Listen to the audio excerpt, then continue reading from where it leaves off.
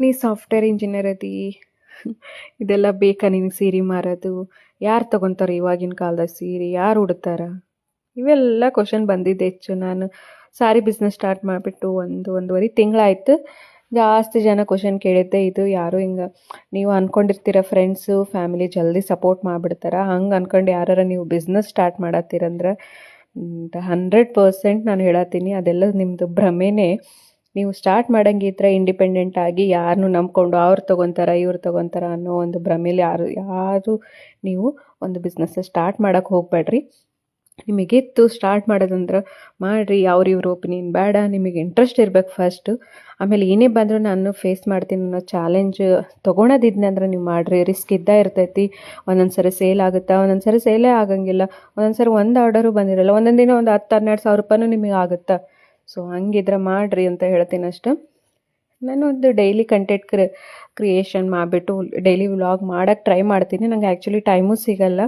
ಇದ್ದಿದ್ದ ಟೈಮ್ನೊಳಗೆ ಏನೋ ಒಂದು ಎಡಿಟ್ ಮಾಡಿ ಹಾಕಕ್ಕೆ ಟ್ರೈ ಮಾಡ್ತೀನಿ. ಇದು ಬಂದುಬಿಟ್ಟು ಟ್ಯೂಸ್ಡೇ ವ್ಲಾಗ್ ಆಗಿರುತ್ತೆ. ಫಸ್ಟ್ ನಾವು ಟ್ರೆಂಡ್ಸಿಗೆ ಹೋಗಿದ್ವಿ, ಒಂದು ಪಾಪುದ ಫಂಕ್ಷನ್ ಇತ್ತು. ಸೊ ಅಲ್ಲಿ ಒಂದು ಜೊತೆ ಪಟ್ಟಿ ತೊಗೊಂಡ್ವಿ. ಅದಾದಮೇಲೆ ಬಂದುಬಿಟ್ಟು ಇಲ್ಲಿ ರಿಲಯನ್ಸ್ ಸ್ಮಾರ್ಟ್ ಬಜಾರ್ ಇರುತ್ತಲ್ಲ, ಅಲ್ಲಿ ಬಂದುಬಿಟ್ಟು ಮನೆಗೆ ಬೇಕಾಗಿದ್ದ ಸಾಮಾನು ತೊಗೊತಿದ್ವಿ.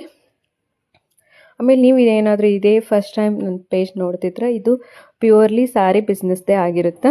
ನಾನು ಕಂಟೆಂಟ್ ಕ್ರಿಯೇಟ್ ಮಾಡ್ತಿರೋದು ಯಾಕಂದ್ರೆ ಸ್ವಲ್ಪ ಹೆಚ್ಚು ಜನಕ್ಕೆ ರೀಚ್ ಆಗಲಿ ಅಂತಂದು. ಯಾಕಂದ್ರೆ ಸುಮ್ಮನೆ ಸ್ಯಾರಿದು ವೀಡಿಯೋಸ್ ಹಾಕ್ತಿದ್ರೆ ಯಾರೂ ನೋಡ್ತಿಲ್ಲ. ಯಾಕಂದರೆ ಟ್ರಸ್ಟ್ ಮಾಡೋದು ಭಾಳ ಇಂಪಾರ್ಟೆಂಟು ಈ ಬಿಸ್ನೆಸ್ ಒಳಗೆ.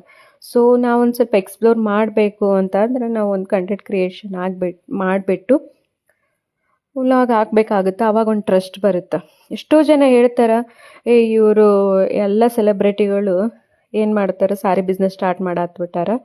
ಸೊ ಹಂಗಾಗಿ ಅವ್ರನ್ನ ನಂಬ್ತಾರೆ, ನಂಬಲ್ಲ ಅಂತ. ಹೌದ್ರಿ, ಅವರು ಕಷ್ಟಪಟ್ಟು ಅಷ್ಟು ಗಳಿಸಿರ್ತಾರೆ, ಅಷ್ಟು ಫಾಲೋವರ್ಸ್ನ. ಸೊ ಈಸಿಯಾಗಿ ನಂಬ್ತಾರೆ. ಅದೊಂದು ಟ್ರಸ್ಟ್ ಅವ್ರಿಗೆ ಬೈ ಡಿಫಾಲ್ಟ್ ಬರುತ್ತೆ. ಯಾರು ಫಾಲೋ ಮಾಡ್ತಾರೆ ನೋಡ್ರಿ ಅವರಿಗೆ.